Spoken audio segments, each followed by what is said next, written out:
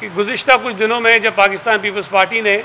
اس شہر میں اپنی سیاسی سرگرمیاں تیز کی ہیں اور کچھ نئے دوست ایم کیو ایم سے پاکستان پیپلز پارٹی میں شامل ہوئے ہیں، تو ایم کیو ایم پاکستان بدقسمتی سے اس وقت جو پی ایس پی کے نرغے میں ہے، انہوں نے جس قسم کی حرکتیں اور اونچے ہتھ کنڈے شروع کیے ہیں وہ بہت ہی افسوسناک ہیں۔ ایک بات میں آپ کو واضح کر دوں کہ یہ جو کل سے کچھ ٹی وی چینلز خبریں چلا رہے ہیں کہ کچھ لوگوں کے گھروں کے باہر انہوں نے لوٹے لٹکا دیے ہیں، یہ غلط ہے۔ لوٹے انہوں نے اپنے گھروں کے باہر لٹکائے ہیں، اس کی ویڈیوز بنائی ہیں اور وہ ویڈیوز جو ہیں وہ میڈیا کو ریلیز کی ہیں۔ جو دوست یہاں بیٹھے ہیں جن کے نام لے کر ٹی وی پہ یہ خبریں چل رہی ہیں